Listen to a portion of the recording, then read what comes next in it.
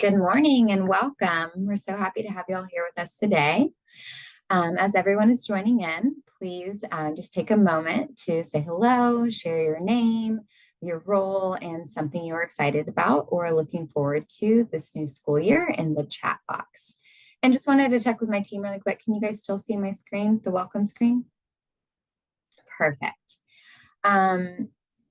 All right, so we are a month in and this weather has been amazing. Me personally, I love it when it gets closer to fall, and definitely hopefully it stays this way. Just really quickly wanted to point out a couple of our different features of Zoom that we're going to be using today. So we have our chat, which of course want you guys to say hello and just introduce yourself to everyone, as well as our Q&A feature, just so that we can ensure that we capture all of your questions. We do have a large group this morning and we want to be able to answer everyone's questions. So our team will be answering some of those questions during the presentation, as well as some of the remaining questions will be addressed during our Q&A session at the end. And if there's something that we can't address during our time today, we will follow up with you on that as well.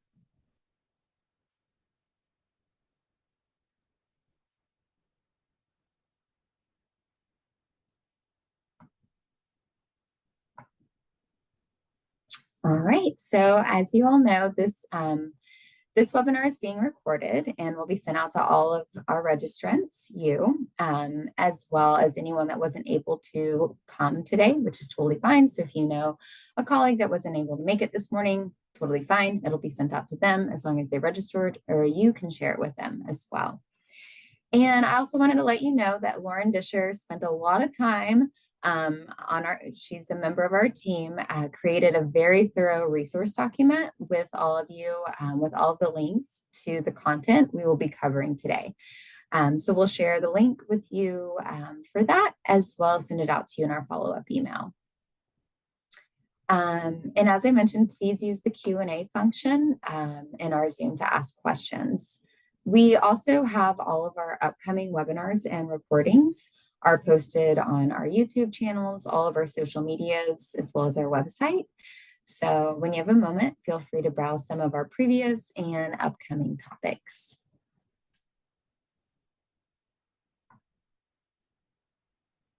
All right, so let's jump right in.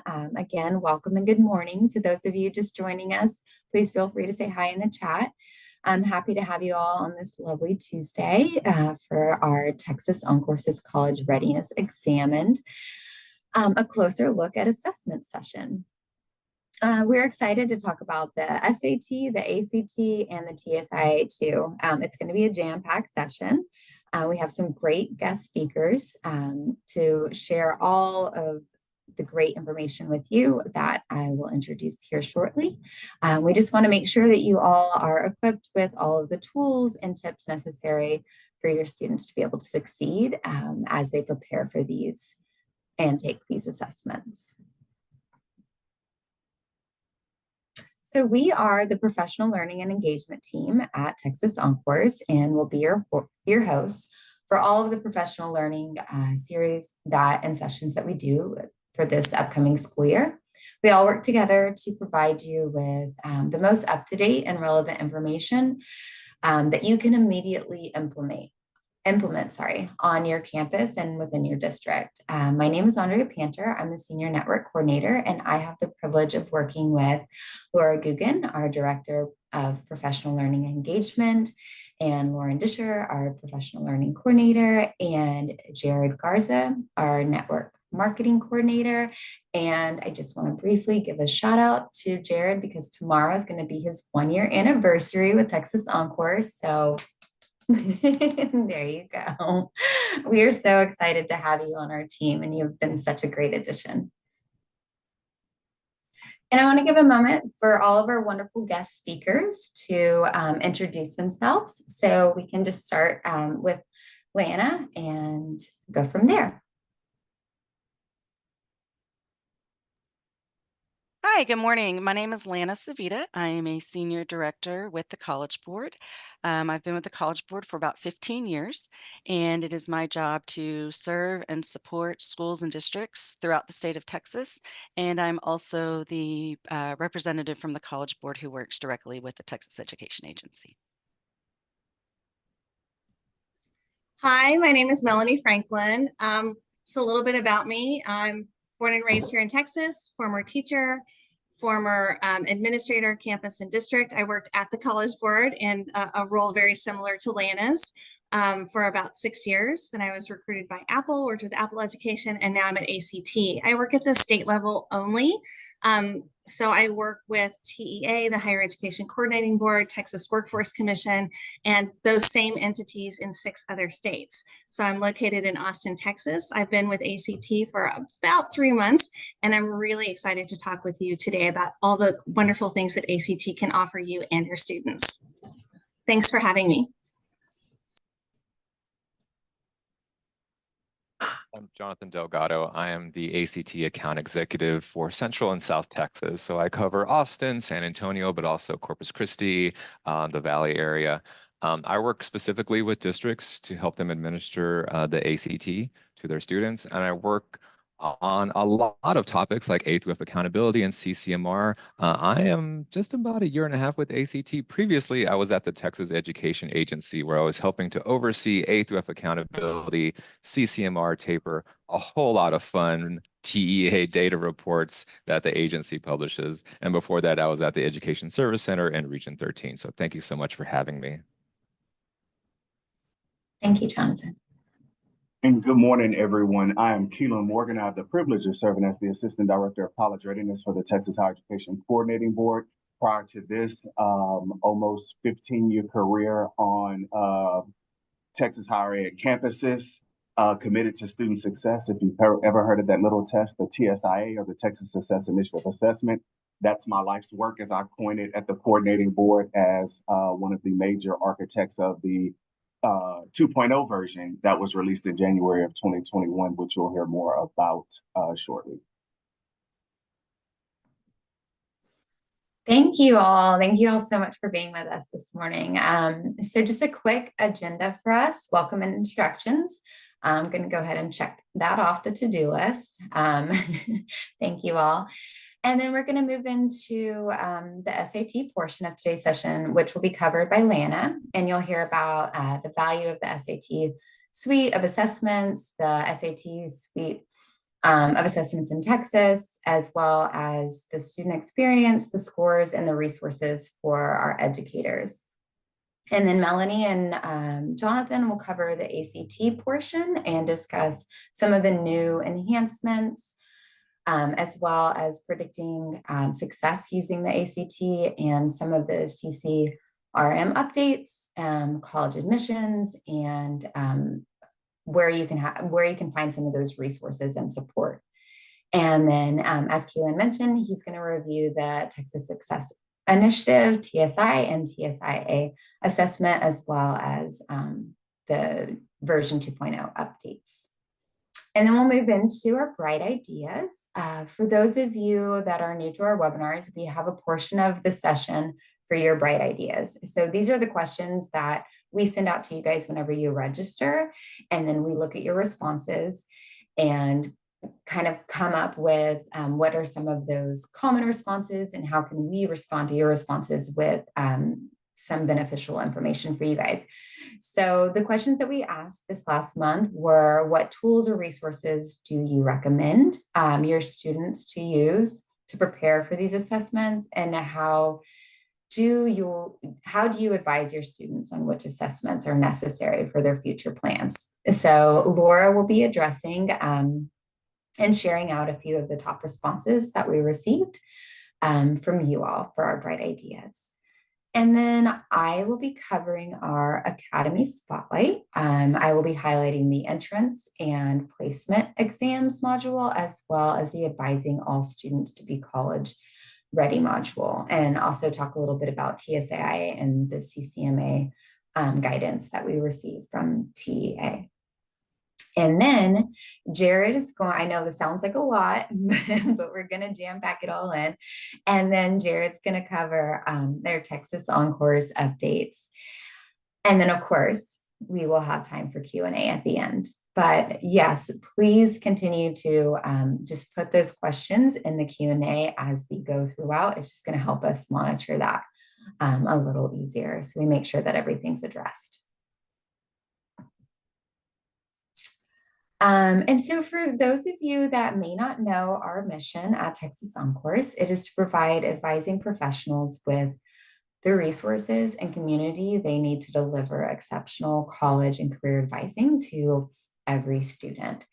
So the way that we do that is by simplifying the college and career planning process with our free digital tools that we offer, which includes our online learning that is easily accessible. We have a library of courses and modules that you can complete at your leisure, as well as all of our information. We try to make it as easy to digest as possible.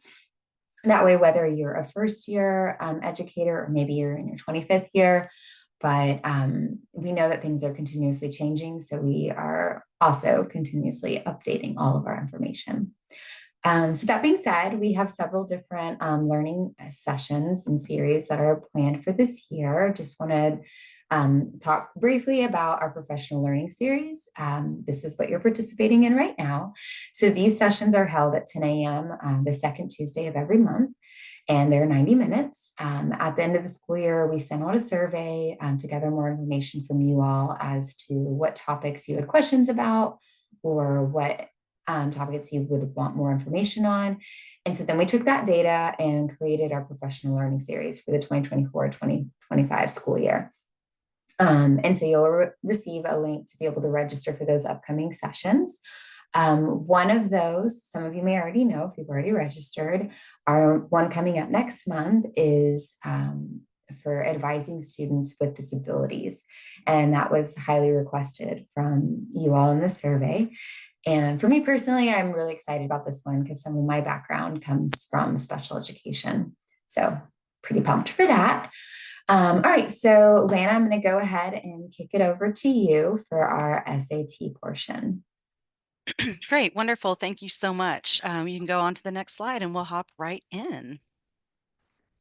One more. Perfect. Okay, so again, good morning. Thanks for having us today. I'm here to talk about the SAT suite of assessments. When we look at our research, we find that college readiness is just not a single point in time.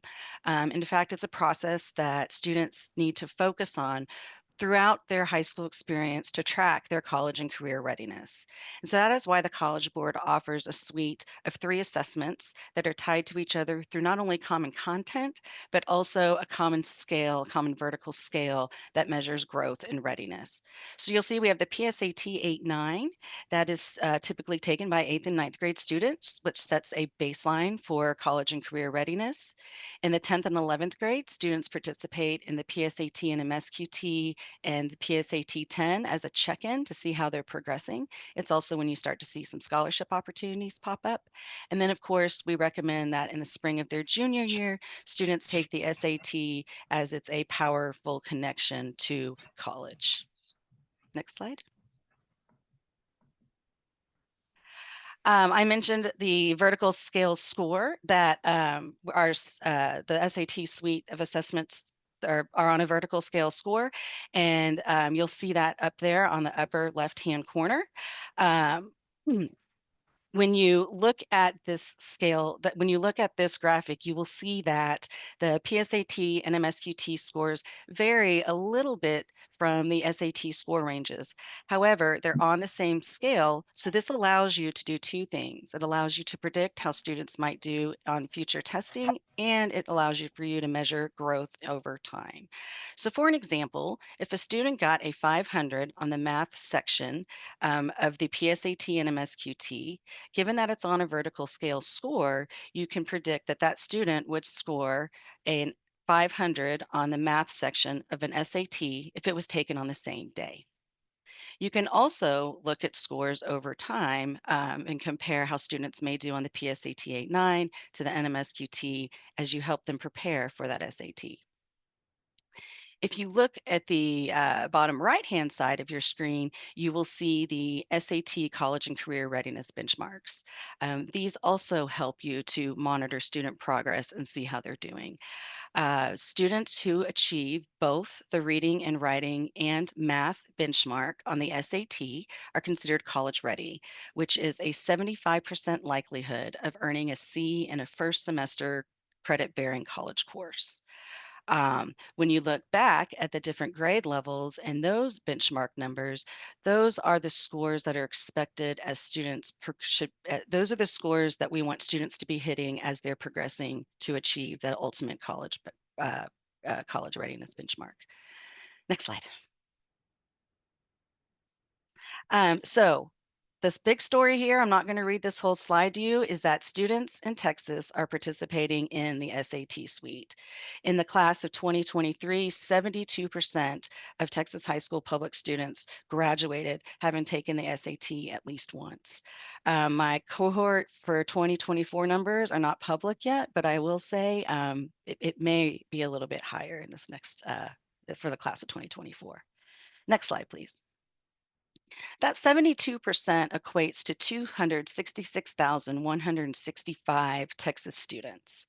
Of those students who took the SAT while in high school, 33% indicated their first language learned was another language or English in another language. 37% indicated their parents have a high school diploma or less. And 93% of those testers took the SAT at least once during the SAT school day or during the school day. Next slide.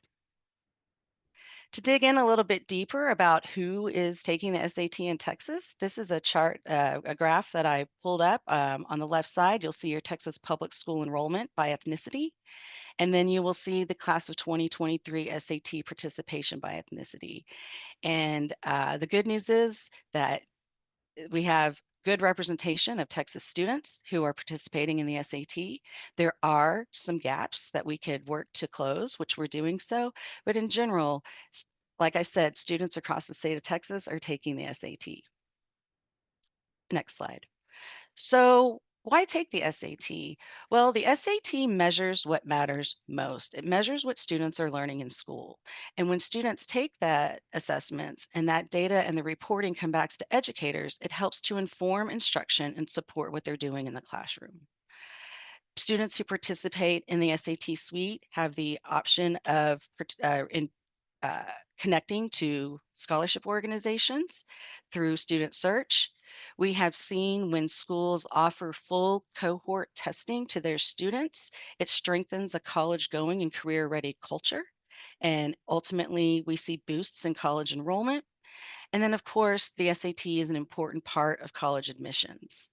Not only does it help students to stand out in admissions, but you're also starting to see some colleges and universities transition away from the optional sending of their scores.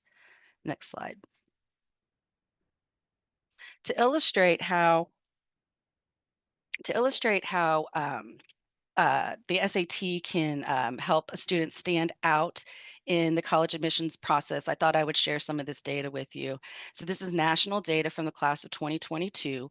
There were nearly 1.3 million students who took an SAT score that confirmed or exceeded their high school GPA. Among those 1.3 million students, 400,000 were African American or Latino, nearly 350,000 were first generation, and almost 250,000 were from small towns or rural communities. So again, students from across the state are having opportunities to participate and stand out in admissions. Next slide. And click. And even though you can click again, even though we have 73% of graduates who are taking the SAT in Texas, there are still strong held perceptions that the SAT is inherently biased against underrepresented and minority students. So I wanted to take a moment to share some information and data around some of these perceptions so you can be prepared and ready to answer questions from students, families, and the community. So the first one is the SAT is a barrier for students in the college admissions process. And this just is not the case. As I showed you on the previous slide, the SAT can help students to stand out in the college admissions process. Another feature of participating in the SAT is students have the ability to opt in to what we call student search, where we help students get connected with colleges and universities who might be a good fit for them. And our research shows that students who participate in search receive 29% more college admission offers than those who don't. So helping to break down that barrier. The next myth is that the SAT is biased against socially disadvantaged students. And when you look at research across the board in education, in all academic measures, including grades, students from wealthier backgrounds have advantages long before taking college admission exams. So yes, there is a slight effect of students of the wealthy, but the research shows that the difference in that family wealth only slightly affects that SAT score. So the SAT is a standardized, objective measure of achievement, and it helps put everyone on the same level playing field. The third myth is that their expensive test prep is the only way for students to raise their SAT scores. And that's just not the case. We have many opportunities for students to practice and prepare for our suite of assessments at no cost. And I will talk to those in a few slides. So let's talk a little bit about test specifications and features. So all three of our assessments are the same, take the same amount of time to administer, 2 hours and 24 minutes. There is a reading and writing section. Students get a 10-minute break, and then there is a math section. The digital SAT suite of assessments is a multi-stage adaptive assessment. So students will start with a module. They will complete that module with being, they do have the ability to work through back and forth through the questions of the module, but once they complete that module, they will get a second module based on how they performed on the first one. And then they will get a score when they complete that second module. Next. I am not going to go through these next 3 slides. I put them in here so when you do get a copy of the deck, you will see the different content domains, skills and knowledge, and the different descriptions and distributions of the assessment.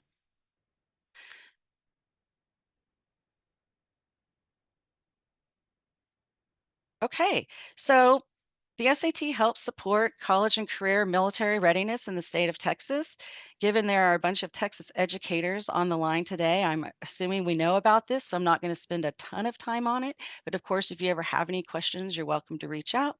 But if you'll go to the next slide, the SAT suite of, well, there's many College Board programs. Actually, you're going to hear about another one later today, TSIA, that support the college and career military readiness domain within the Texas Accountability System. Next. Students can demonstrate CCMR by meeting the TSI readiness credentials, and they can do this by mastering, hitting the appropriate scores on the SAT, the TSI A2, or even the ACT. Next. Districts can earn CCMR outcomes bonus fundings when students meet the TSI criteria. And again, they do that through SAT, TSIA, ACT, and they can also enroll and when they also enroll in post-secondary. So when they meet that TSI criteria and they enroll in post-secondary immediately following high school, schools can get some of that outcomes bonus. The SAT is also available to support your accelerated testers. Students who take the STAR end of course exam for Algebra 1 or English 1 prior to high school are required by the state to take at least the SAT or ACT while in high school. Next. And then there are a variety of ways that College Board programs can help students be acknowledged through performance acknowledgements. So earning national merit, being identified for one of our recognition programs, reading certain SAT benchmarks. And I mean, I know we're here to talk about the assessments today, but I wouldn't be a good College Boardian if I didn't remind you all that getting a 3 or higher on an AP exam is also a way to get performance acknowledgement. So let's talk a little bit about the student experience. Students are going to take the SAT. You can move on to the next slide. The students are going to take the digital SAT suite of assessments in an app called Blue Book. It is an app you can download right now if you wanted to. When they go into Blue Book, this is where some of these opportunities for practice and preparation are coming in. They have the ability to do a test preview, which will show them the questions. The intent is really for them to become familiar with the app, navigate around it, how to use the different tools within there, etc. And then they can also take a full-length practice test. We have full-length practice tests for all 3 of our assessments, and we have 6 full-length SAT practice tests students can take within the app. Next slide, please. When students complete a practice test, they can then go into My Practice to get some feedback and support for preparing for the SAT. So they can review score results, they can look at the questions, answer explanations, they can get feedback on how they're doing throughout the content domains. And then there's actually the ability for them to search and seek out practice questions to help them build those skills. Next slide. The College Board still has our partnership with the Khan Academy. This is another free way that students can practice and prepare for the SAT. The Khan Academy has transitioned to supporting digital SAT suite of assessments. So again, they'll get an authentic experience. This next slide shows you just a quick screenshot of the Blue Book app. This is also the QR code you can use to download it. Next slide, please. When you look at the when you do get into Blue Book and you look within there, you'll see that we have quite a few tools automatically built in for students. So students are going to all have access to a Desmos graphing calculator for when they need it for the math section. There's the opportunity for students to flag and review questions so they can go back and forth. There is a timer that can be hidden or it can be shown depending on what the student prefers. And then we have highlights and notes tools. And if you're familiar with the Blue Book app already, you might see that the highlights and notes tools looks a little bit different as we've enhanced some of the ways that students can take notes and highlight throughout the assessment. Another thing students will do in the Blue Book app is send their scores. So they can send their 4 free score sends directly from the Blue Book app. And they can do this as they're preparing for testing, or they can do this after testing. So when students are done testing, yeah, so students are testing, and then there's a whole experience that comes with them after that testing. So due to our shift in digital testing and the changing student data privacy landscape, we were required to provide new ways for students to get the opportunity to access their scores. And so we developed the Big Future School mobile app. And it is an app that students can use to get their scores and score information. They can get customized career information and guidance about planning and paying for college. And there's an option for them to opt into Connections, which is a feature that allows them to hear directly from nonprofit colleges and scholarship programs. Next. The Big Future apps puts the control in the student's hand. Students decide whether or not they want to use this app. There is no personal information of the students shared with the college or university unless the student chooses to share that information, and it's optional. This is by far not required by anyone. But even though it's optional and new, in 1 year, we saw over 3 million students access the Big Future School app, and we saw over 2 million students opt into Connections. When you go to the next slide, you'll see some screenshots here. The 3 on the left are the score report screenshots. This is what a student will see. And the ones on the right are actually career insight snapshots. And these career insights are specific to how these students performed and what they've told us in their as they're getting ready for the SAT. Connections is an optional feature within the Big Future app that students can use. It is the primary way for in-school test takers to raise their hand and be recruited by nonprofit colleges and scholarships.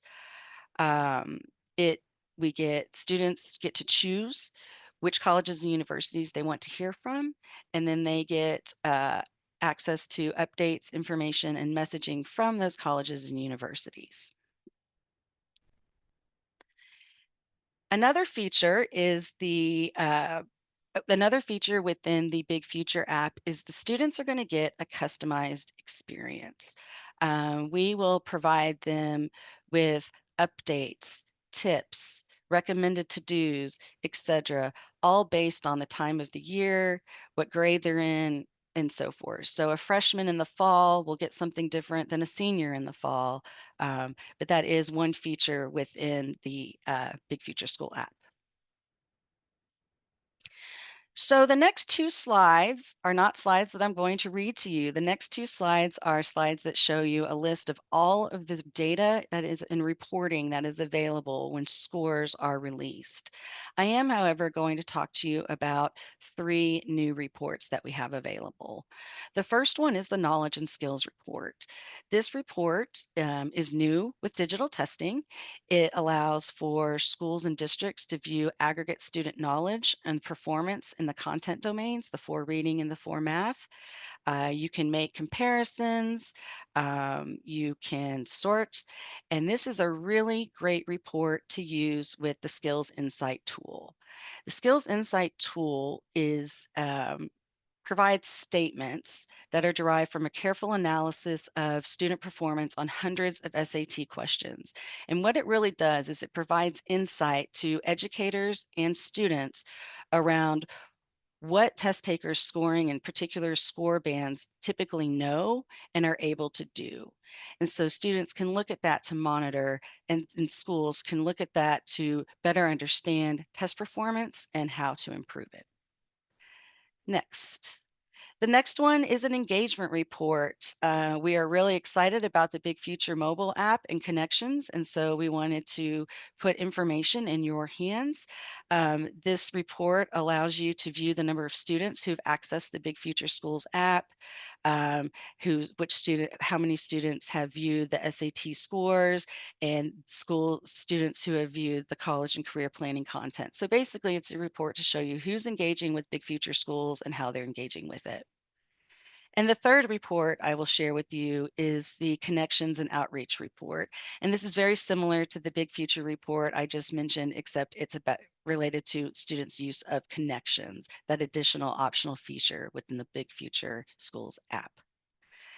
And then finally, I'm going to leave you with a website that is a great one-stop shop for anything and everything you need related to the SAT suite of assessments. We have flyers, PowerPoints, sample emails, all kinds of resources. So don't create it. Go here first and see if we have it for you. And other than that, I want to thank you very much for your time, and I hope you have a wonderful school year. Thank you, Lana. And we're going to do a quick pop quiz. I'm going to go ahead and drop that. See if everyone was participating. And this was one of her first slides. How long does it take to complete the SAT? So let's see what we've got. Is it 2 hours and 24 minutes, 3 hours, or 1 hour and 33 minutes? It looks pretty good. Yeah. That's great. Yeah, so it used to take 3 hours, but as we've moved to digital, one of the features and advantages of multi-stage adaptive testing is that you can offer a shorter test. Awesome. Yeah. So good job, guys. Great. I'm going to go ahead and end that poll, and we're going to switch over to our ACT portion.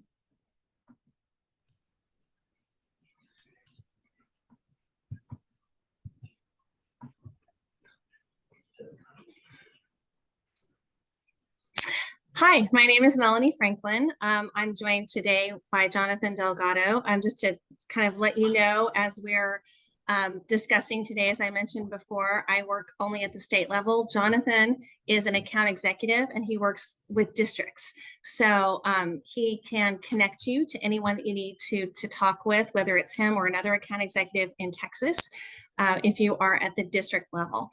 So I'm going to, next slide, please, tell you kind of the mission of ACT is to help all people be successful in education and careers. And I think this is really important because ACT is uniquely positioned to provide not only pathways through college to careers, but also directly to career. So we'll be kind of looking mostly, obviously, today at the ACT, but I will draw some connections to WorkKeys, which is our workforce assessment. Next slide, please.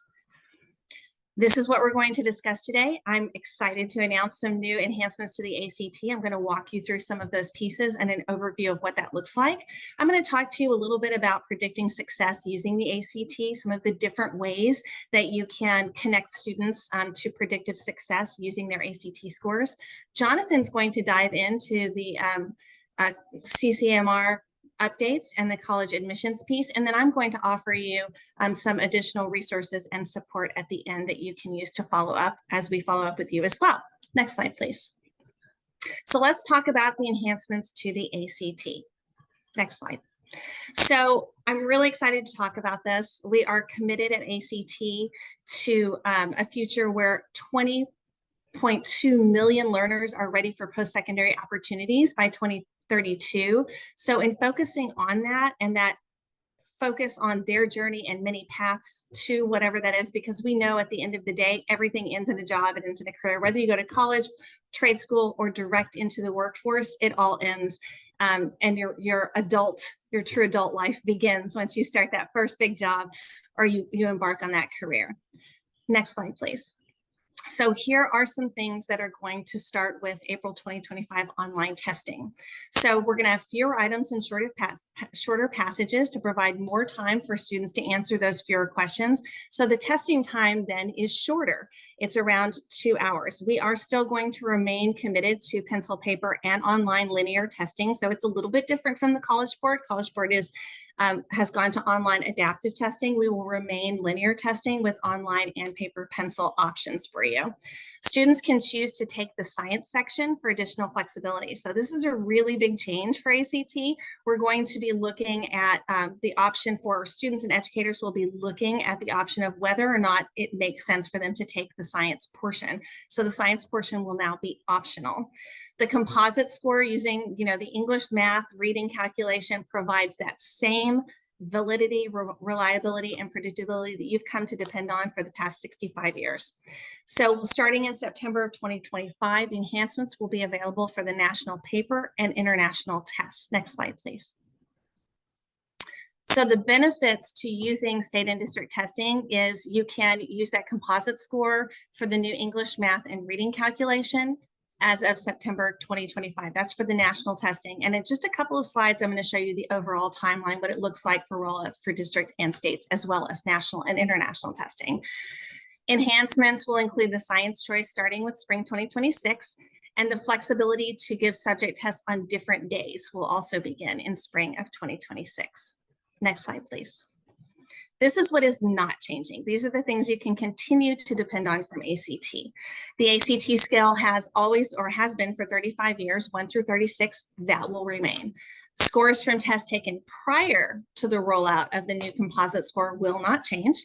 The ability to predict success in first-year college credit-bearing college courses will not change. And again, both pencil and paper and online test options will continue to be available in that linear test that your students are so used to. So this is what the timeline looks like. So in April 2025, ACT national online only, that's when the science choice begins. And then the ACT in September of 2025, the national paper and international tests will begin. The updated composite score for all ACT tests will begin then. And then spring of 2026, the state and district spring testing will begin. So as we think about, because as all districts here are aware, there is a contract with TEA that offers you, some generous some generous pricing around both the SAT and the ACT. You will probably see as that RFP is released and as that next contract comes out, you'll kind of see what that rollout sort of looks like for you. Next slide, please. So how do we predict success with the ACT? Next slide. So this is something that ACT came out with a long time ago and has been updated. We are continuing to update. I do want to call out, if you aren't used to seeing this, you can see the predictability of scoring a 3 or higher or a 4 or higher based on your ACT score in many AP courses. What you'll notice on the right-hand side is a STEM score. That STEM score is what you've always been used to with ACT, which is that science and math. We're currently working to pull math out on its own since science will become optional. So this gives you an opportunity to see that pre-ACT 8-9, pre-ACT, and the ACT that can be used to identify students who are really academically prepared for AP courses in high school. Next slide. Just a word about our college readiness benchmarks, and Jonathan will talk in a little bit more detail about benchmarks and their uses a little bit later. But I think what's really fantastic about ACT is that we're able to tell you, for example, if we look at the math benchmark, it tells you if you score 22 on the math, there's a 75% chance that you'll score a C or higher in a course in a corresponding first-year credit-bearing college course. It also says, that same 22 also says you have a 50% chance of scoring a B or higher in those same corresponding credit-bearing first-year college courses. So you can kind of see here what the benchmarks are, and then we can go into greater detail in just a few moments. Next slide, please. So I mentioned work keys before and that workforce readiness. So ACT does offer a work keys assessment that ends in a National Career Readiness Certificate. Your ACT and pre-ACT composite scores can predict your success on that work keys. The work keys assessment and the certificate shows a student's ability to function in the workplace efficiently and effectively, and it's across fields of study. So it's not specific like a coding certificate or a welding certificate. It says students are able to handle workplace documents, they're able to do applied math, they're able to look at graphs and determine information, things that are needed in almost any job that a student would have post-secondary. And this is from a student report. I'm going to pause right here and pass things over to Jonathan and let him talk a little bit about college admissions and the ACT. Great. Thank you so much, Melanie. Let's just briefly just talk about what's coming up in November, which is our college application month. At our ACT Center for Equity and Learning, we have our college application campaign. It's a major effort within our center to really increase the number of first-generation college students that are submitting applications to colleges. To date, about 3.6 million students have been served by this campaign. And we just want to let you know that it's a fantastic campaign. We hope that you join with us to really make sure that November really is a successful college application month. Next slide. On this call, there's a lot of CCMR folks. And so I just want to talk about institutions in Texas and how they use ACT and SAT, how they use those tests for admission. So at ACT, Texas A&M University, my university that I went to, that I love, is the #1 most popular institution here in Texas that ACT students send their scores to. Now, with A&M and College Station, they do the uniform admissions policy. Top 10% in class get automatic admissions, but you can also go through a holistic review. And it's basically for those students that do not send scores to A&M, they go through this overall holistic review. However, Texas A&M states the following. Although A&M is test optional and will not require ACT or SAT scores from freshman applicants, Texas A&M encourages students who have test scores to send them. Basically, it's like a hold harmless provision. If you have test scores, send them to A&M and College Station. They can only be used to help students in the admissions process. Otherwise, they have to go through the holistic review. You don't want to have students have pending applications come July, mid-July. If they get in, then they have to go through housing. And so A&M encourages students to send their test scores if they have them. Next slide, please. The second most popular institution in Texas that students send their ACT scores to is the University of Texas at Austin. Here, it's variable, but on average, about top 6% of students in their class get admissions. Now, one big thing is that UT Austin is now going to require SAT and ACT scores for admission. They're bringing back the application of, or sending of those scores for application. In fact, that begins in the fall of 2025 and beyond. So UT Austin is the first public institution in Texas to require students to take and submit those scores for admissions. Additionally, there's some major specific requirements that UT Austin has. For example, if students want to be an engineering major, they have to be what's considered calculus ready. Next slide, please.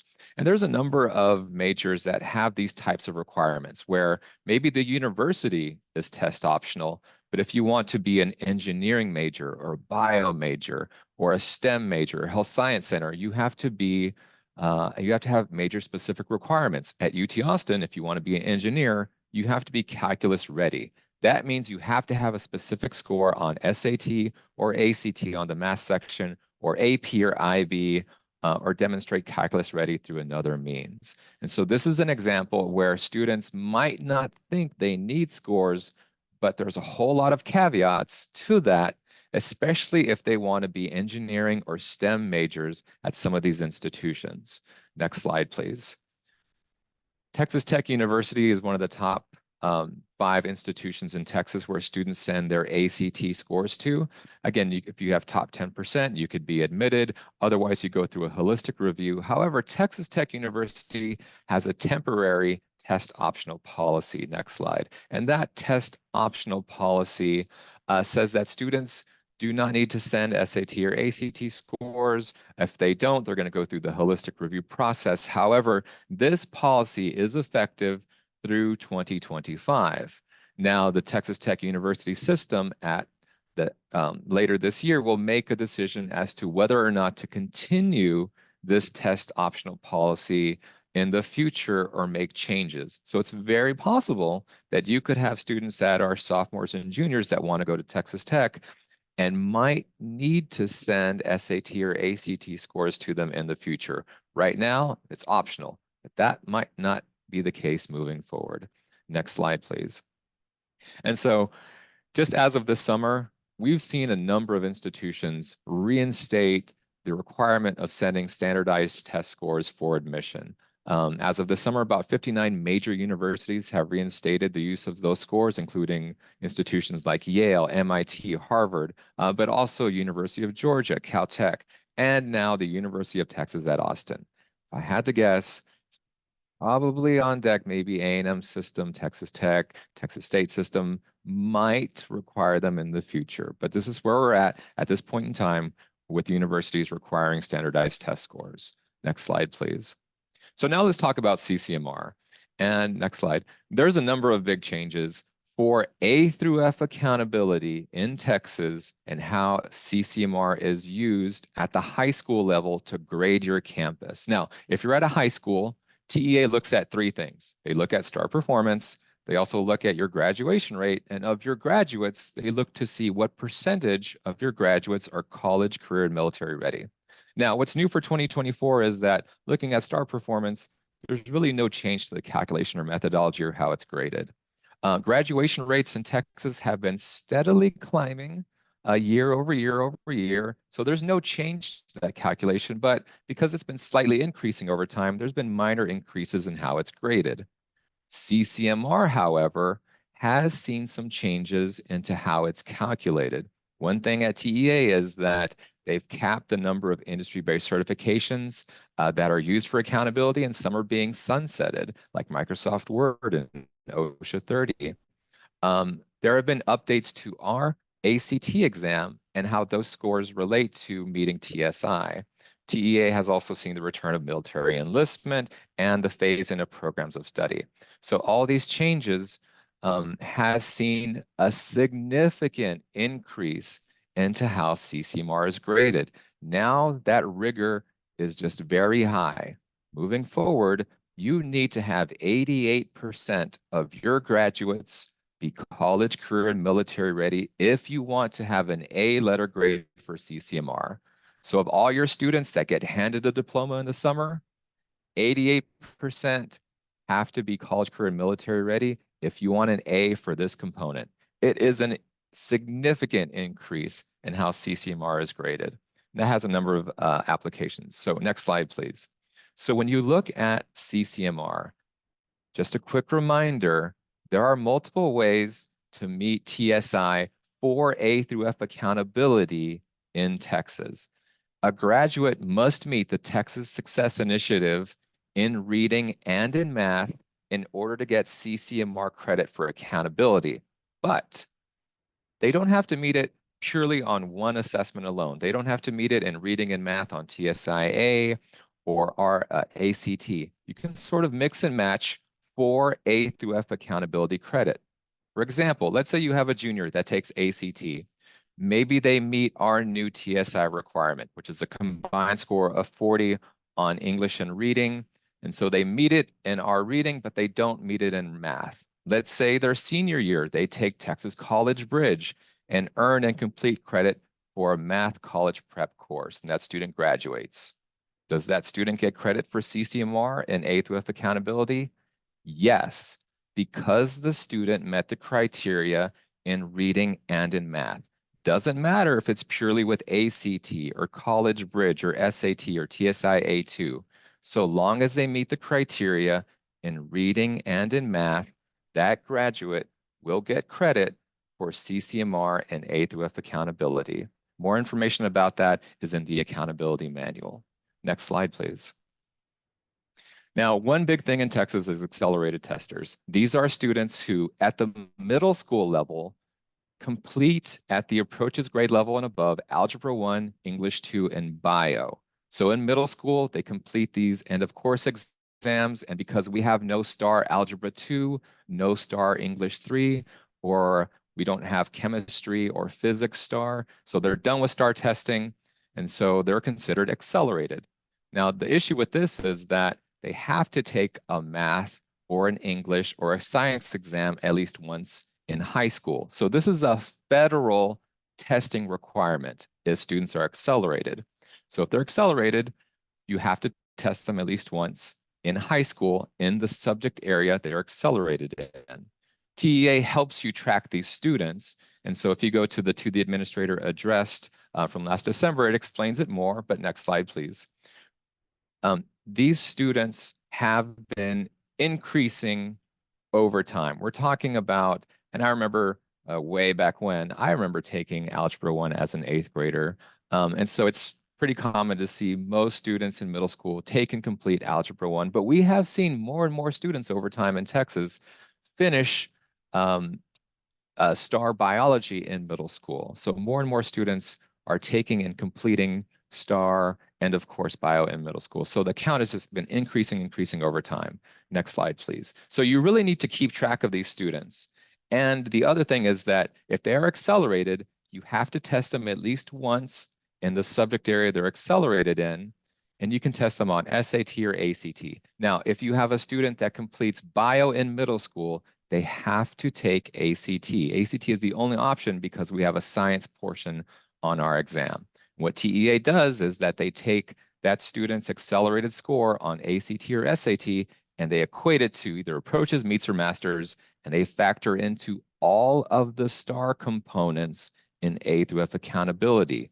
Please make sure that you're keeping track of these students and that you're preparing these students when they have to take the exam in high school. These numbers have been increasing over time. You likely have somewhere between 50 and maybe a few hundred of these accelerated testers at your high school campus. Next slide, please. And so with that, I'm going to pass it over to Melanie. If you have any questions on A through F accountability or CCMR, please reach out to me. Thank you. Thanks, Jonathan.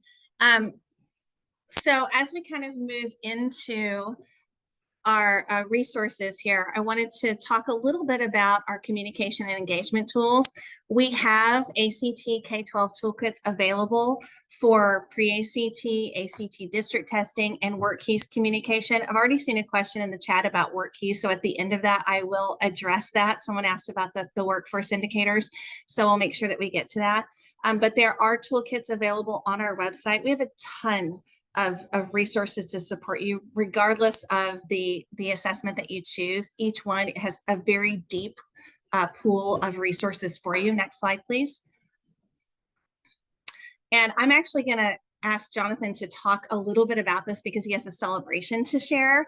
I'm super excited to learn about something that's happening right here in Texas and recognizing our student achievement and our ACT recognition toolkits. Jonathan, do you want to talk about your celebration district? Yeah, so I just really want to give a shout out to Weslaco ISD in South Texas and ESC Region 1. We provide what's called our ACT Recognition Toolkit. It's a great program to recognize your student success on the ACT. We have ready-made certificates, flyers, social media campaigns. We do this for a number of districts and schools across the U.S., but Weslaco ISD is a great example. They did a real specific celebration of their students. They had them go on stage. They celebrated their students that had a 25 and above or a 30 and above. Just a great Texas success story from our students down in the Valley. I just want to give a shout out to them. We're going to feature them in an upcoming newsletter as well. Just a fantastic program. Please, it's a free program.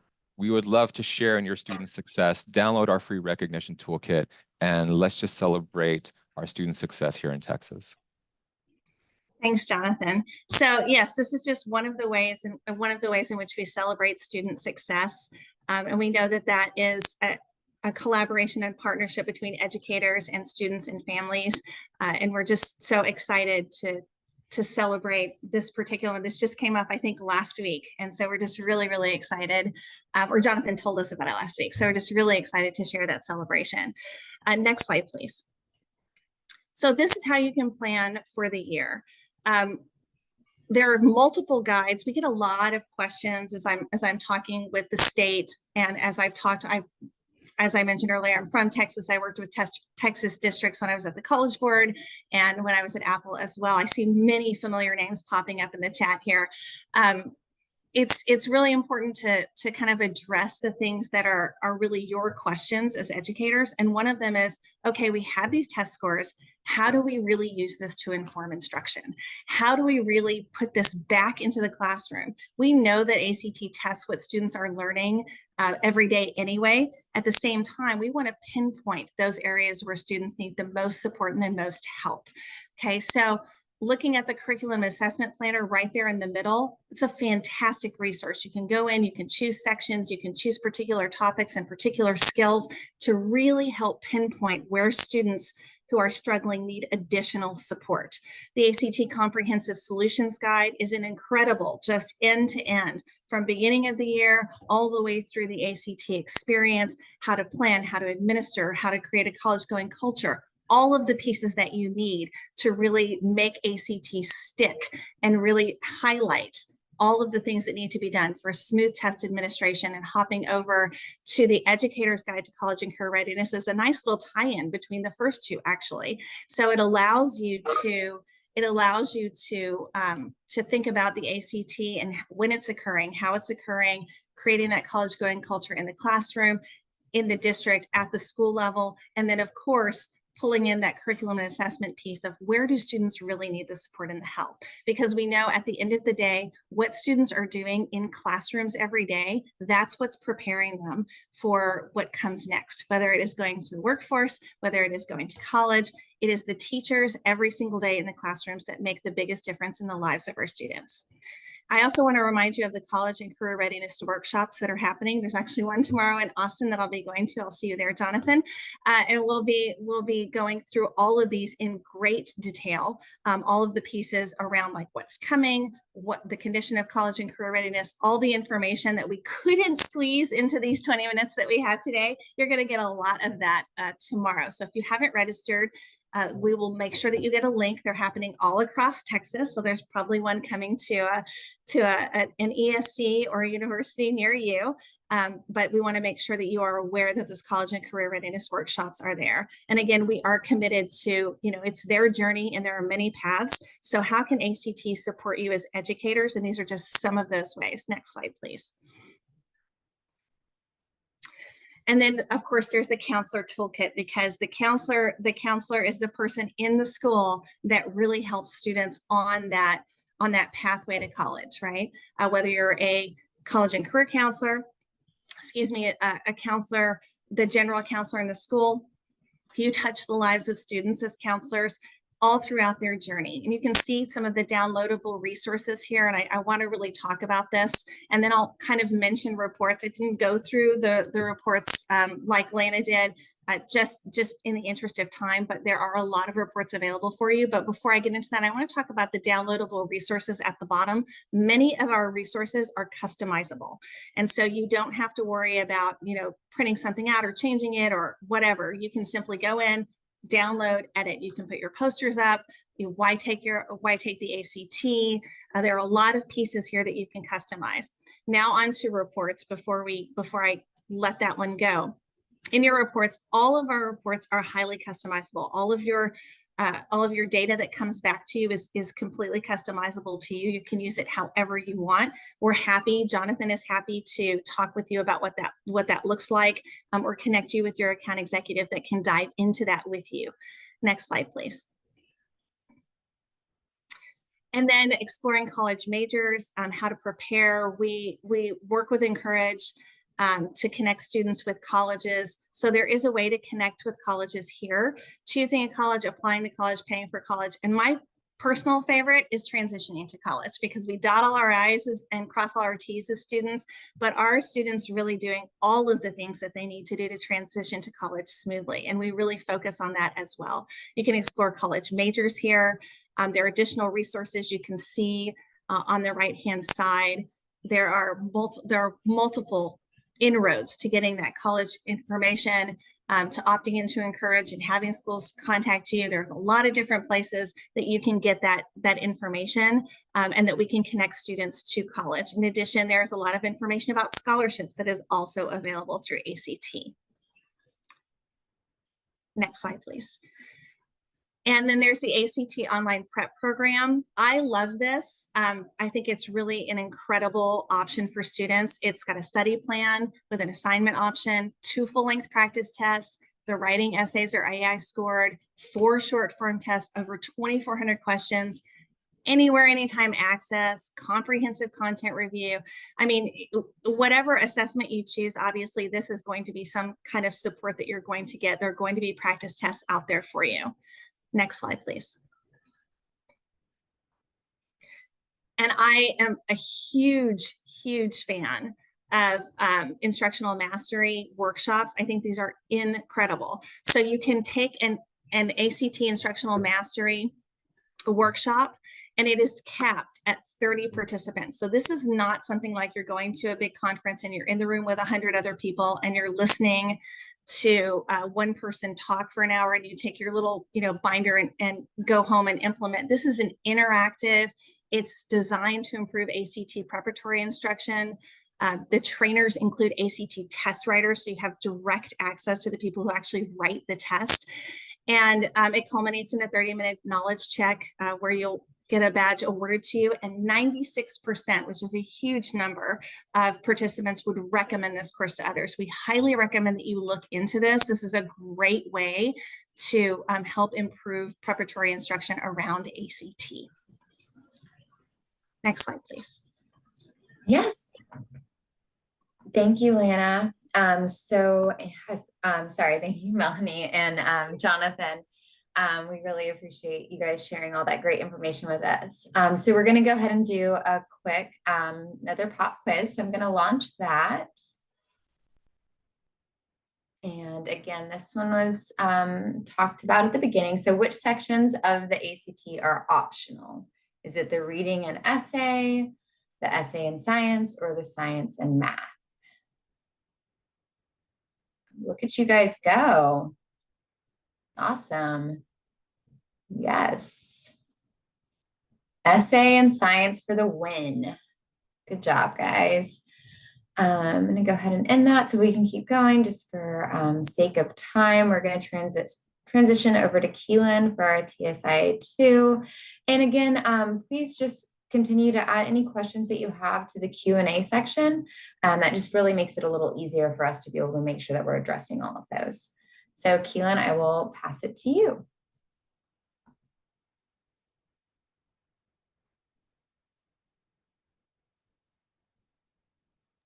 There we go. Say I muted, had myself muted. Good morning, everyone. As presented, Keelan Morgan, Assistant Director of College Readiness, and we'll go ahead and jump right in. All right, so when we talk about this nebulous thing, we've heard this terminology several times throughout the morning, college readiness. In the case of the Texas Higher Education Coordinating Board, we refer to one thing, it's the Texas Success Initiative, which is a statute that applies to all institutions of higher education, public institutions of higher ed in the state. It requires two things. In this space, you're probably more familiar with the assessment itself, currently the TSIA 2. And it also requires for institutions of higher education for students that have not demonstrated college readiness or are not exempt to provide them with an individualized plan for academic success to let them know what they need to do at that institution to become college ready. And just as a reminder that the TSI or the TSIA2, its results, they cannot be used as a condition of admission to an institution. So when you're working with students, if they perhaps tell you, oh, they said I'm not admitted until I provide my TSIA2 scores, the admissions decision and the request for TSIA2 scores are two separate things. Next slide. How can a student demonstrate college readiness? Of course, the TSIA, TSIA2 scores. You've heard a lot about the ACT and SAT. With regard to the ACT and SAT, let me be clear. With regard of how it ties back to college readiness for TSI, we use the test vendor's college readiness benchmarks. So as shared for SAT, it is 480 for evidence-based reading and writing and 530 for math. And for ACT, we use the English plus reading benchmarks, the 18 plus 22, so a combined score of 40, and then the why am I drawing a blank? 22 or 23 for math. And you have the CPC course, you have the Earned College Credit in Reading, Writing, and Math, intensive courses. And for the full list of exemptions, you can visit Texas Administrative Code Rule 4.54. Next slide. And here's where we get to the fun part. Well, I'll share with you some highlights of some recent updates made to TSI rules. But on April 25th, 2024, the Texas Higher Education Coordinating Board approved rules effective May 16th, affecting these areas as highlights: TSI rules 4.51 through 4.63, dual credit, the optional dual credit or dual enrollment program, College Connect courses, and the financial aid for swift transfer FAST program. And I'll highlight a couple of these in the subsequent slides. Next. So with Rule 4.52, it's now labeled applicability. And the highlighted section is what I want to bring your attention to, where it states, this subchapter does not apply to the following students and institutions, shall not require these students to demonstrate college readiness pursuant to this subchapter. There's a graphic in there that once you receive the presentation, you'll be able to click on. But what I really want to highlight in regards to this audience is the next slide. And when we get into 4.52, subsection B, number 4, it states, a student enrolled in high school who is a non-degree seeking student as defined in 4.53, 8 of this subchapter related to definitions. So essentially what that is saying is TSI does not apply to high school students. Don't jump out your seats. Don't start throwing a celebration.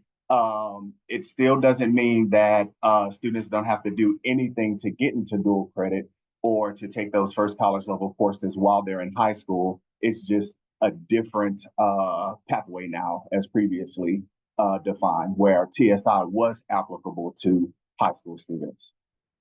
Next.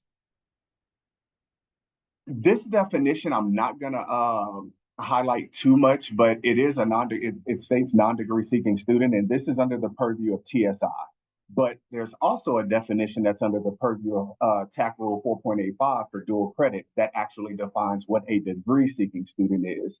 So I would probably tell you, if you're trying to figure out what it means for a student to be non-degree seeking or degree seeking in the context of TSI, refer to 4.85 for the dual credit rules, as that would be the application of the rule for the student to qualify for enrollment in dual credit courses. But for TSI purposes, a dual credit student is a student who has not filed a degree plan with an institution of higher education and is not required to do so pursuant to the education code listed. And that's simply referring to students in that 0 to 14 hours. As you may be aware, that at the 15-hour mark in the dual credit space, students are required to file a degree plan.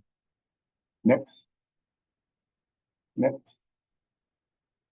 And here's where I'll give you some updates on the TSIA2. And in defense, I was asked to provide updates, but I do have an appendix that'll be attached to the slide that'll give you the full rundown of the operation of the test itself. And then pending time, I may highlight just a couple of things. But just a reminder, who should take the TSIA2? High school students seeking to demonstrate college readiness with the intent to enroll in an English language arts and reading or math intensive college courses, and high school complete students for the purpose of determining college readiness and placement into appropriate courses. Next. And conversely, who should not take the TSIA2? 8th grade students, and with the exception of rising 9th graders. And when we refer to not rising 9th graders, we're referring to those students who are near the end of that 8th grade year and are on track to enter and are on track to enter maybe a early college high school or a P-Tech high school, where under those requirements that they may require students to be tested on TSI. But for general admission of the TSI to 8th grade cohorts, we do not advocate for that, as they've not been exposed to the curriculum that's actually covered by the test. And if you are a TSIA2 test administrator, just know you should not have middle school set up as testing sites in your TSIA2 account. All tests for even the rising 9th graders should take place under the approved high school testing site. And that actually puts them in alignment with the school that they'll be going to. And it cuts out on a number of issues, particularly in the space of retesting. And this is an absolute no-no. Under no circumstance should teachers, faculty, or staff be engaged with taking the TSIA2. And simply because, hey, even if you were going back to school, you don't qualify to take it because you already have a credential. So you've already demonstrated college readiness. But for the purpose of, let's just say, experiencing the test to better serve students to prepare for it, that is not an approved way that you can engage with the test. Again, it's limited to students that are using the test for the purpose of enrolling in first college level courses. Next. Here's a very, very important update, and you are absolutely the first to hear it fresh off the press. We have not even gotten the official email out just yet. But as of yesterday, and this you can absolutely jump out of your seats for, you're going to be, I already see the clapping starting. High school initial testing. So we gave some consideration to the testing policy, particularly for ELAR section, where it's 2 components. It is the CRC and diagnostic if necessary, and the essay component. So particularly for high school students, what we were seeing was, oh, well, we have the requirement that you have to administer the whole thing. But if it was administered in error, the student couldn't use those scores to subsequently submit to an institution for the purpose of enrolling in those first college level courses. So after further thought, we've decided that TSI assessment test administrators may administer to high school students only standalone ELAR test components, the CRC and diagnostic test is applicable, and the essay for initial ELAR test administrations. If you log into the TSIA2 platform, you'll see that our college board, who is the test vendor for the TSIA2, we've already updated the branching profiles on the K-12 side to remove that retest only parentheses that was previously on the standalone versions. So when administering the ELAR test component separately, just be mindful that a determination of college readiness cannot be made with scores from just one of the two required components. So if you do decide to administer the CRC and diagnostic if necessary on one day, you have to make sure that that student follows up and completes the essay. If not, those scores cannot be used in a determination of college readiness. However, next slide. With regard to all ELAR test administrations, if only one component is passed during the initial ELAR test administration, subsequent test is only required for the component that was not passed, essential, or administered. So if you only administered the CRC, and let's just say that student fell off the face of the earth, never came back and took the essay, that it can't be used to determine college readiness, but even if the student went to an institution of higher education, they would only be required to take the essay component if they pass the CRC at that time. And then no, this is something else because we ran into this a lot. We're providing institutions of higher education with guidance that they may accept ELAR standalone tests from high school test administrations without regard to former policy of when the test was taken. If you've been with us on this TSIA2 journey since 2021, you'll know that we've had about 3 iterations of this particular policy. So with that, as we modulated the policy, it was, okay, well, institutions still can accept standalone or any test scores that weren't administered in line with testing protocols. So now we're kind of wiping the slate clean, for lack of better words, and grandfathering in all of those scores. So hopefully that really provides our reprieve to institutions in making those college readiness determinations, and also to the school districts in terms of not only administering the test, but getting those scores over to them as well. Next. Some important reminders. Just if you are a TSIA2 test administrator, which I can imagine that the vast majority under the sound of my voice are in the K-12 space, you must adhere to all applicable policies and procedures related to administering the test from the THECB and the test vendor. Failure to do so may result in the loss of access to administer the TSIA2. Here are some common issues that we see. Failure to administer the pre-assessment activity prior to initial testing. Modifying branching profiles. Under no circumstance should you modify the branching profiles for the TSIA2. That is an absolute no-no. Administering the TSIA2 to teachers, faculty, or staff, again, not allowed under any circumstance. And I work with our liaison at the College Board to do a lot of test cases. I'm a researcher at heart, so I'm always, hey, can you look into this for me? And you'll be surprised at the things that sometimes we uncover. However, just be mindful that if you are a institutional administrator, site manager, a proctor, have reporting access, that you must follow all of the applicable policies and procedures. Next. The demo test site use. If you're not familiar with this, act like you're still not familiar with it and you've never heard me say this, but take note to this. The purpose of the demo test site is limited to the testing of test accommodation software only. For instance, screen readers. If you wanted to see how a screen reader program operated with the actual computer adaptive assessment, the TSIA2, you can use the demo site for that. Test units shall not be allocated to the demo site for the purposes other than its intended use.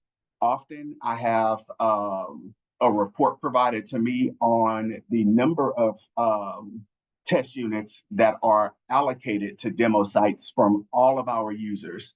And if it's anything that I think is, let's just say, outside of the maybe 5 or 10 that you need to really do some testing to accommodate software or some functionality with a specific machine, it's a red flag. So just be mindful that the demo test site use should not be used for, oh, well, we'll just give it to the teachers in the demo test site. No, that's not allowed either.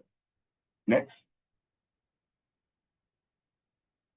The TSIA2 calculator policy. You may be familiar with this, but if you're not, handheld calculators of any kind are not allowed on the online computer adaptive version. On-screen calculators are provided as applicable per math question.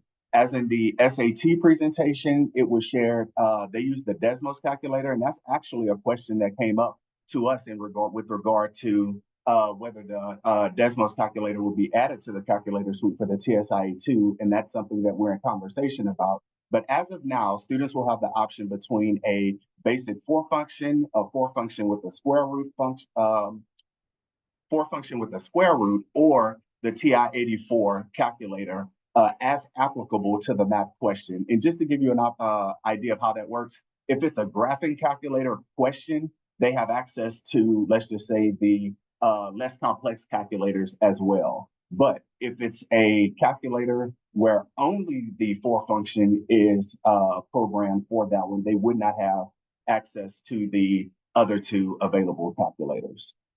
The companion version, only a basic four function calculator with the square root feature can be used. There are no questions on the accommodated versions that warrant the use of a graphing calculator. And before you jump out your seat and say, well, if you can't use a graphing calculator, how can you have graphing calculator type metrics and constructs? That's very much, we've worked very diligently with the design team for the test to understand that the constructs that should be measured are the same across the computer adaptive version and the companion version. However, the design just doesn't warrant for the use of a graphing calculator. And that was to simplify the calculator use policy. Next. TSIA2 accommodations, just be mindful that in the K-12 space, that it's not one for one. If a student has a calculator accommodation, that's the most common one that we get inquiries about. It's not automatic. And again, given the design and computer adaptive nature of the test, it's not something that their accommodation in K-12 would override for the purpose of engaging with the TSIA2. It's untimed. There's a save and continue later feature. It's not available for the essay. However, if a student goes to the CRC for the essay and they're being administered the full suite, they start the essay, let's just say they start typing their first sentence and then they save and continue. Essentially what it's gonna do is erase that essay when they come back to it and they'll have a different prompt. So it kind of starts them over. So just be mindful when I say that the save and continue later feature is not available for the essay, that it will not save their work. So if you get all the way down and you essentially the student's like, I just can't do this last paragraph. No, you have to press through that last paragraph. Otherwise, you'll come back, nothing's gonna be there, and you're gonna have a complete new prompt. Again, I've talked about the calculators. Again, physical handheld calculators are not permitted for use with the online adaptive version. And there's a highlighter feature that's available for both the ELAR and math test. So students can highlight text, they can highlight in passages and things like that. And tutorials are available for these in the TSIA2 student portal. Just as a note, if there's a accommodation that's requested outside of what I've covered in the previous slide, the K-12 entity must work with their local IHE to determine the appropriate accommodations. Because just remember the guidelines for accommodations in K-12 and higher ed are different. So you would have to yield to that of a determination from an institution of higher education juxtaposed of the rules and guidelines that govern K-12. And additional guidance regarding accommodations can be found on our webpage. And I think I'm going to have to update that link. Literally, we just launched a brand new webpage on yesterday. So some of the links, if they're broken, or I guess if we can, the slide deck, I'll make sure that they're updated and get the slides to you. We just found that out yesterday, that some of the links are broken. Next. The pre-assessment activity, I highlighted this in terms of one of the things that is commonly not done that has to be done. And the pre-assessment does 4 things, but primarily it gives the student access to practice questions. So to let them know if they're ready for the test. So if they're struggling, let's just say on the math practice test questions, that might be a light bulb to, okay, well, let me see if I can engage in some type of intervention or practice support prior to engaging with the actual assessment. We have this now built into the TSIA2 student portal, and it's now integrated into like our whole suite. So even when you're trying to figure out who's done the pre-assessment activity and not, you can pull that report from the TSIA2 platform. And just note, while we have this one available, if let's just say you were like, okay, well, we have this great ed tech department and they developed one, you can use that. It just has to meet the requirements of the Texas Administrative Code Rule 4.55B. And next. And these are the slides, because I want to do a quick time check, but going into the actual assessment itself, I have the full slide deck of how it operates, but just for the sake of, we'll just kind of go through these very, very high level. The TSIA2 came on in January 11th, 2021. The big thing was we integrated reading and writing into one test to ELAR. We reduced the diagnostic area, the diagnostic test from 2 to 1 per subject area. And now there's a second chance pass opportunity for math. And though it says there that students may send scores directly to institutions at time of testing, we still, that's an opt-in thing for institutions. So you still need to contact the institution to determine how they want students to submit those scores. Next. Here's a real quick and dirty on the benchmarks. Those are there for your review. Next. This one, understanding the scores, the diagnostic profile, overall 3 components, overall diagnostic level score of 1 through 6. You'll receive the student receives proficiency indicators in a statement for each strain, basic, proficient, or advanced. This becomes very helpful when you're trying to better understand what support you can give to students with regard to helping them in retest scenarios. And students also provided with a learning locator code for TSIA2 learning resources in each area where the benchmark was not met. Next. And go through, and this just kind of really walks you through the progression of the test. Keep going, keep going, keep going, keep going. Keep going. I'm gonna go to the next slide in this little bit. Okay, right here. And this just shows you essentially how the student walks through the test, where they start with the ELAR classification, pending the score. They may go into the diagnostic, pending the score on the diagnostic. They may receive the right placer essay, and then subsequently what those college readiness determinations are. Next. And this is just a different graphic adaptation of the previous slide that shows you the logic of how students progress through the test. Next. And it's the same for math in the next 2 slides. And you'll see that there, pretty straightforward. Next.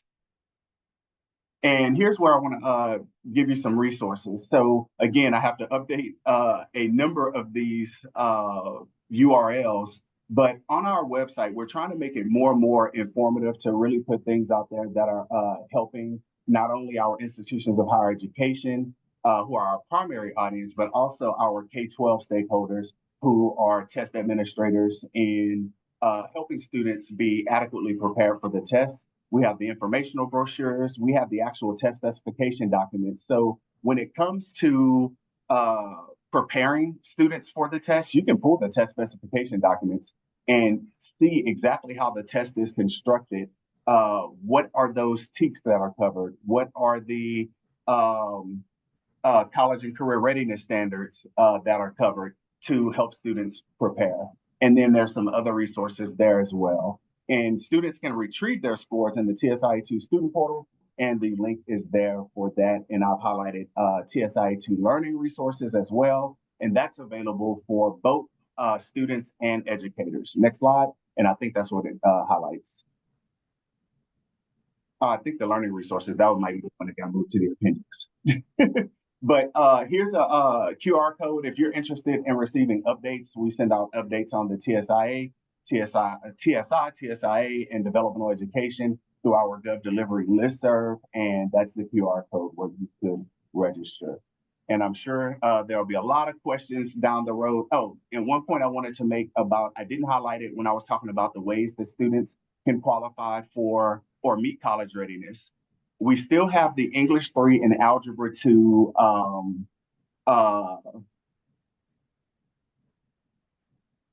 STAR test reference in terms of there, but we know they're not offered anymore. However, it's still within that 5-year band of when it was offered, so students could still present those scores for use, so they remain in rule until essentially it's defunct and no student could use those scores for the purpose of college readiness.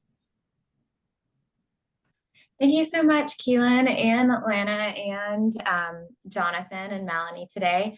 We're going to go ahead and just jump through to our Q&A. So don't mind me as I'm passing through some of these other slides, but you will be sent all of this information afterwards. So no worries there. But I just want to be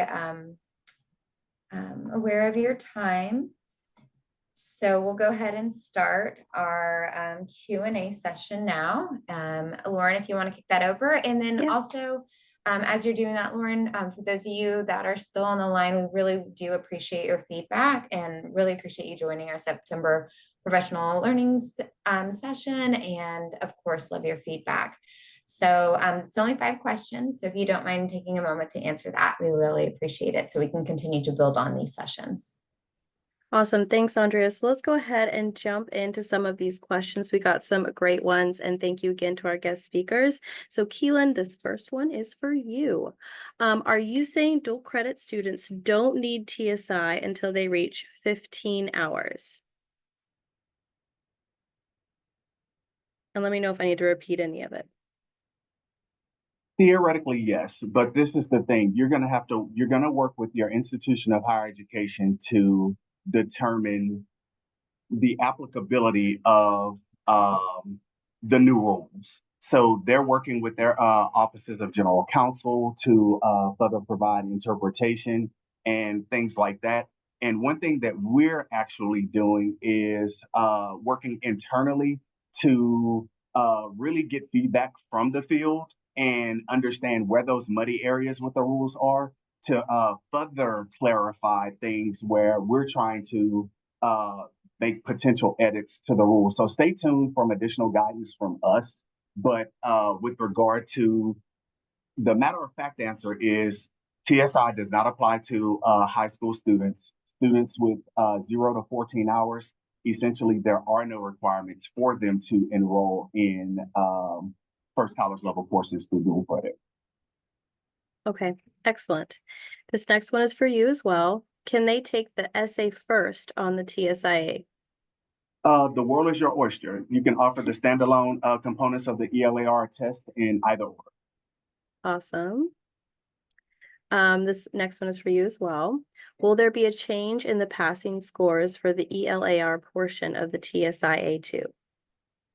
We're underway with the validity study for the TSIA2. So we got a late start with it due to COVID and a number of other issues, but the College Board is working diligently to deliver that report to us first quarter 2025. And once received, if changes are warranted to the scores, it will be as a direct result of data and trends that emerged in the validity study. Excellent. And I think this is just for clarification. Am I understanding that CRC diagnostic optional, and essay must be administered in one sitting? No, the revised policy now states that you can administer the CRC, and I would say diagnostic if applicable, because it's not necessarily optional. If it's required, the student has to engage in it, so it's as applicable. If they pass the CRC, it won't be applicable. But yeah, but for the purpose of determining college readiness, you still need a CRC and/or diagnostic score and an essay score for an institution of higher education to make a college readiness decision as to whether or not that student is ready to enter into a first college level course based on TSI scores. Thank you. And this next one is also for you as well. What is the difference between the Profile 06 Accommodation TSIA2 Complete Test, ELAR and Math, and the companions? I would ask that they email me on that one. I'm sitting here processing the screen in my head, and I believe I know the question, but I don't want to go down the rabbit hole of answering it because I believe it's a comparison of the computer adaptive versus the companion, which are different. Yeah. Okay, perfect. And Maria, we have included all of everyone's contact information in our resource link. We added the link to the chat. So if you click on that link, you're going to see everyone's email address so that you can contact them further about this question. Our next question is from Bobby Morris. Keelan, can the PAA be presented to a whole class instead of individually? We've been going with no because we want the certificate for each student, but thought I'd ask. He answered the question. It has to be individually, and that's to safeguard yourself that you want to have that record that the student engaged in the PAA. So if you're ever in the case of an audit, and let's just say the student didn't do well on the TSI, and this becomes a big issue for some odd reason, and well, you were supposed to give me the PAA and you didn't. It would be hard to disentangle, oh, well, that student was sitting in this class when we did it versus the way that it's designed for the individual experience for the student. Awesome, thank you. And I believe we touched on this a little bit, but just maybe to re-clarify, is there a platform for teachers to take a sample TSIA test to see what questions are being asked in the test? No, for teachers to better understand what types of questions are answered on the test, there's the technical documents on the test, and then we also have practice tests.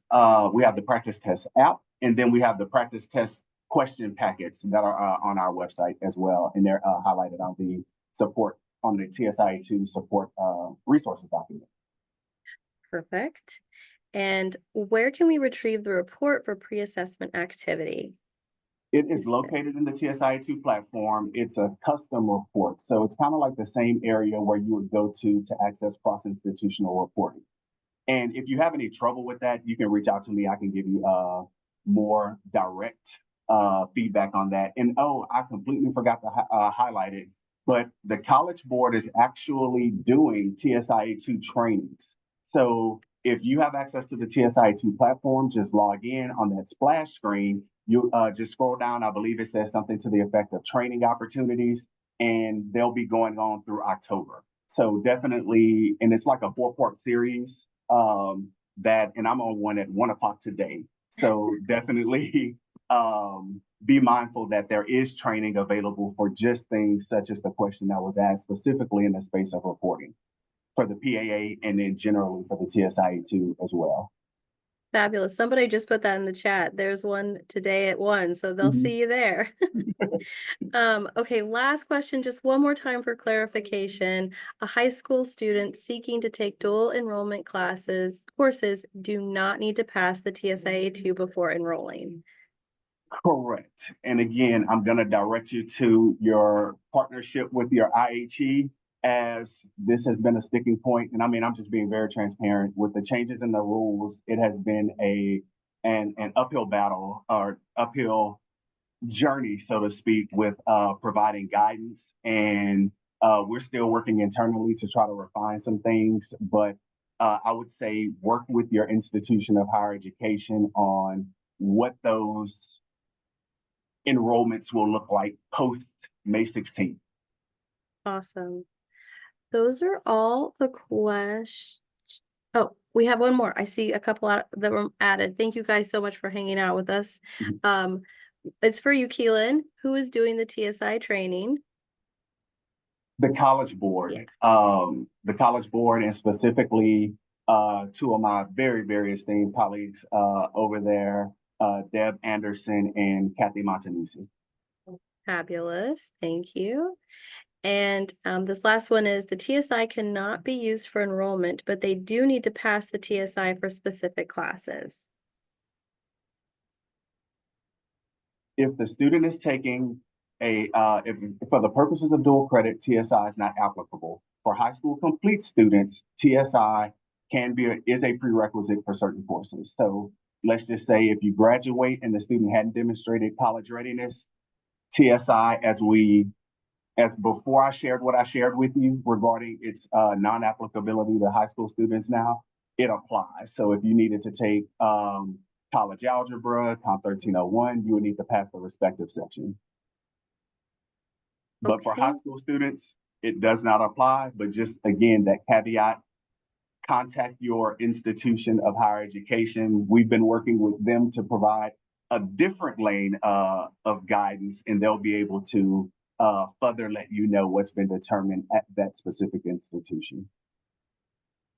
Fabulous. All right, and we just had someone drop the link in the chat for that TSI training today from College Board. So thank you so much, Danny. We appreciate that. Appreciate everyone coming on board today. Thank you so much for answering all of those questions, and I'll hand it back to you, Andrea. Yes, thank you so much, Lauren. And for all of our guest speakers today, thank you so much. We're going to go ahead and wrap up. We appreciate you guys having just spending the time with us today. And again, as noted, we will send you over our slide deck as well as a recording, as well as if you have any additional questions for us, please feel free to reach out to everyone. All of our contact information will be provided as well. Have a great day. Thanks, everyone.